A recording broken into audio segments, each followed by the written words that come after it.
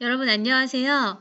이번 시간에는 아트란 무엇인지, 과연 예술이란 것은 무엇인지에 대해서 생각해 보도록 하겠습니다.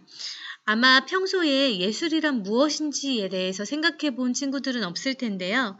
이번 시간에 선생님과 함께 공부하면서 예술이란 것은 무엇인지에 대해 나만의 개념을 정립해 보는 기회를 갖도록 하겠습니다. 자, 수업을 시작하기 앞서서 일단 선생님에 대해 먼저 소개하겠습니다. 선생님은 수일고등학교에서 3학년 미술 창작을 담당하고 있는 김희영 선생님이고요. 4층 진로진학부 교무실에 근무하고 있습니다. 우리가 1, 2학년 학생들 또 3학년 학생들 미대 입시에 대한 궁금한 사항이나 상담이 필요할 경우에 또는 수행평가에 대한 질문이 있을 때는 언제든지 선생님들을 찾아오시기 바랍니다. 미술이라는 단어는 아름다울 미자에 기술 술자를 사용해서 아름다움을 표현하는 기술이라고 풀이됩니다. 실제로 많은 사람들이 아름다움을 표현하는 것이 미술이라는 생각을 하기 때문에 미술에 대해서 접근하기 어려워하고 자신만의 창작 활동을 하는데 큰 부담을 갖고 있습니다.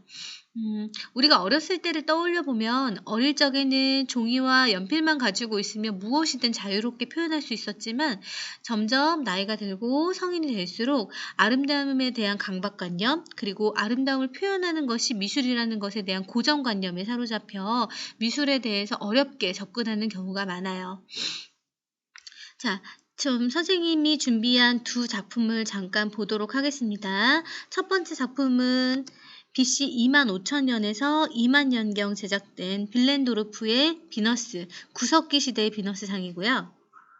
그 옆에 있는 작품은 BC 2세기에서 BC 1세기 초, 그러니까 그리스 시대에 제작된 밀로의 비너스상입니다.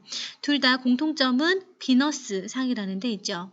비너스상이라는 것은 여성의 아름다움을 형상화해 놓은 조각 작품을 일컫는 작품이에요.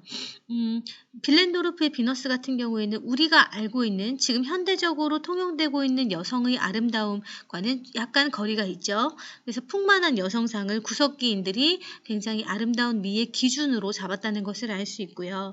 밀로의 비너스 같은 경우에는 굉장히 기다란 크기, 그러니까 머리를 기점으로 해서 전체적인 신장이 팔등신에서 구등신을 갖고 있는 팔등신 미녀의 상을 구현하고 있다고 볼 수 있습니다.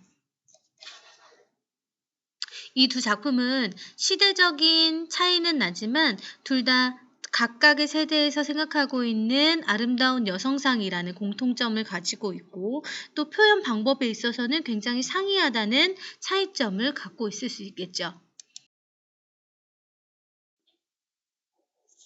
자, 이런 비너스상은 2020년 현재 새로운 작가에 의해서 새로운 모습으로 재탄생하게 됩니다. 영국 트래팔가 광장의 모습이에요. 여기에 설치된 비너스상을 한번 찾아보실까요? 자, 우리 확대한 화면으로 한번 보겠습니다. 자, 이 작품은 영국 작가 마크 킨의 임신한 앨리스 래퍼라는 비너스상입니다.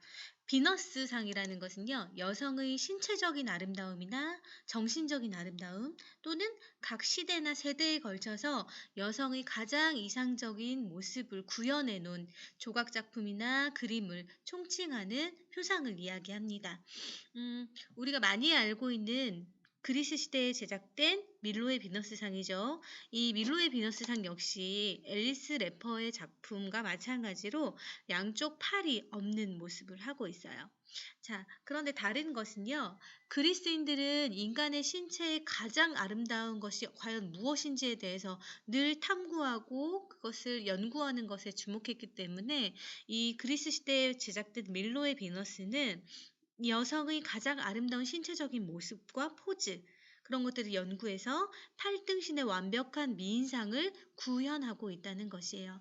여러분 어떻게 생각하시나요? 현대적인 비너스상과 과거에 제작된 비너스상을 비교했을 때 과연 얼마나 많은 사람들이 현대 마크퀸이 제작한 임신한 앨리스 래퍼의 작품을 보고 이 작품 굉장히 아름다운 여성상이네, 예쁜 여성상이네, 굉장히 아름답다라고 평가할 수 있는 사람들이 얼마나 될까요? 여러분들은 어떻게 생각하시나요? 앨리슨 래퍼는 영국에서 활동하고 있는 여성 작가예요.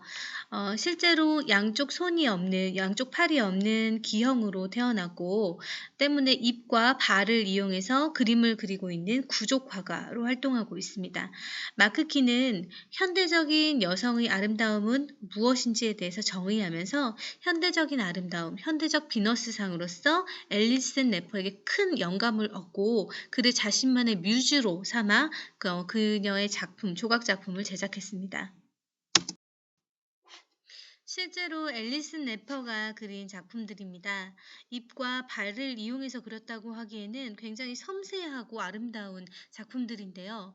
이런 작품이 탄생하기까지 그녀가 얼마나 많은 노력을 기울였는지 또 얼마나 많은 열정을 자신의 예술 작품에 쏟아부었는지 여러분은 상상이 가시나요?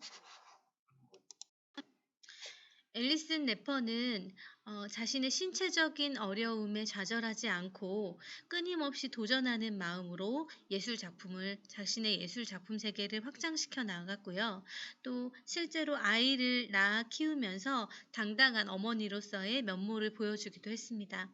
아마 동료 작가였던 마크키는 자신과 함께 활동하고 있던 이 여성 작가에게서 많은 영향을 받았을 거예요.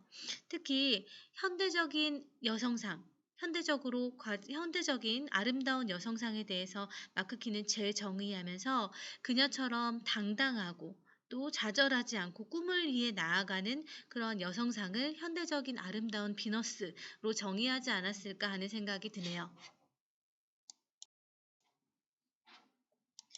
2012년 런던 장애인 올림픽 패널림픽에 등장한 마크킨의 작품 임신한 앨리스 래퍼라는 큰 작품이고요.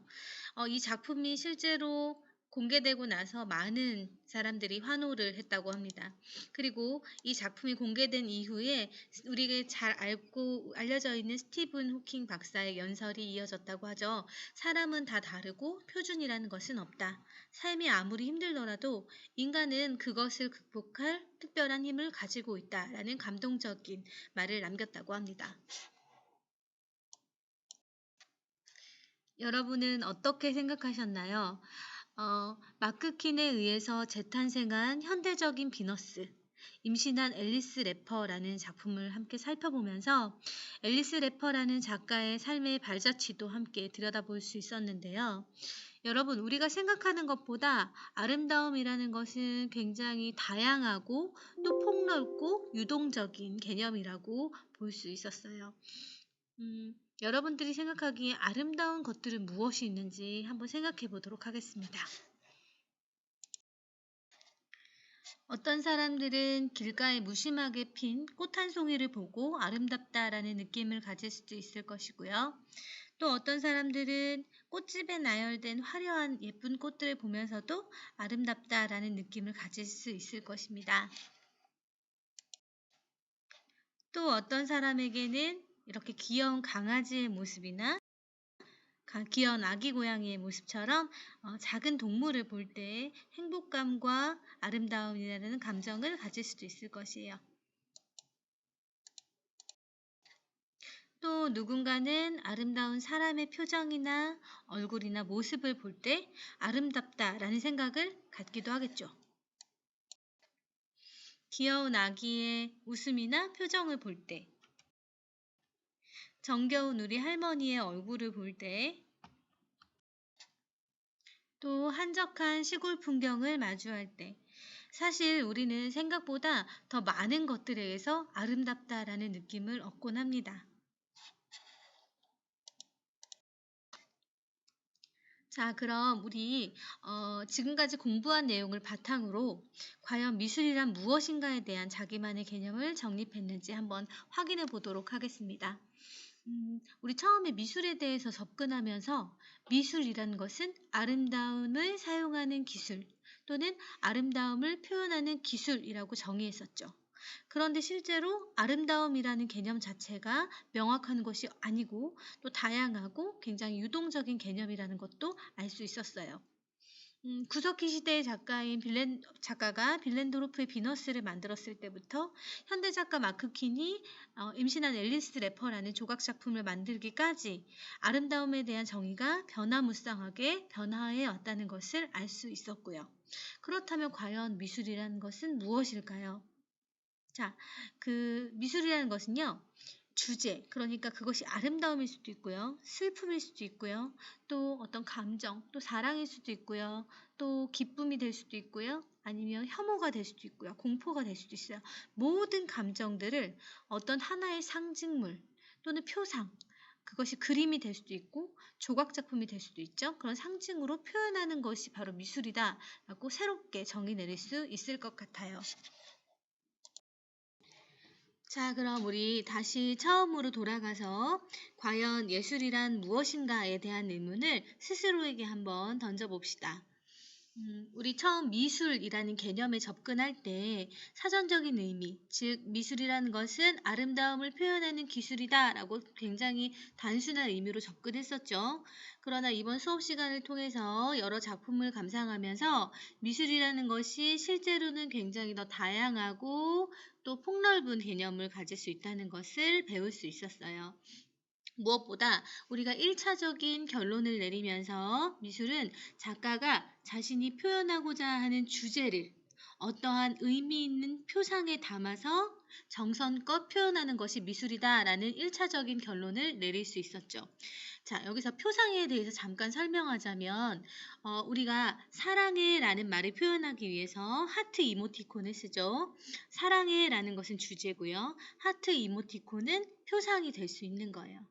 자, 그런데 더 중요한 것은요. 예술은 우리가 이렇게 1차적인 결론을 내렸지만 사실 예술은 형체도 없는 것이고 또 사실 정의할 수 없는 개념이에요. 왜냐하면 예술은 끊임없이 재해석되고 관객이나 작가가 자신이 무엇이 예술이다라는 정의를 함에 따라서 계속 끊임없이 변화하는 개념이기 때문이에요. 그리고 현대미술의 다양한 형태가 또 앞으로 변화무쌍하게 또 발전될 것이기 때문에 우리는 스스로의 마음속에 과연 예술이란 무엇일까라는 의문을 항상 가지고 미술에 접근할 필요가 있겠습니다. 자, 여러분, 선생님과 함께 지금까지 예술의 개념에 대해서 살펴봤어요. 아직도 예술이 어렵고 난해한 개념인가요? 자, 선생님, 이쯤에서 가장 중요한 메시지를 전달하려고 해요. 앞으로 여러분과 함께 많은 미술 작품을 만들고 많은 작품들을 감상할 거예요. 우리가 미술에 접근할 때, 미술을 마주할 때 가장 중요한 것은 바로 진심을 다하는 거예요. 내가 정말로 표현하고 싶어 하는 의미 있는 주제를 진심을 담은 표상에 표현하는 것, 정성을 기울여 표현하는 것, 이것이 가장 중요한 조건이라고 볼 수 있겠습니다. 자, 마지막으로 다음 수업으로 게시된 활동지를 작성해 보면서 예술이란 무엇인지에 대한 나만의 개념을 한번 정리해 보는 시간을 갖도록 하겠습니다. 자, 학생들은 활동지를 작성해 주시기 바랍니다. 또 다음 시간에는 우리가 빈센트 반 고흐에서 피에로 만조니 현대 작가에 이르기까지 다양한 작가들이 어떻게 자신만의 주제를 의미 있는 표상에 담아 표현했는지 살펴보면서 작가의 삶과 그들의 메시지를 읽어보는 시간을 갖도록 하겠습니다. 여러분 모두 수고하셨습니다.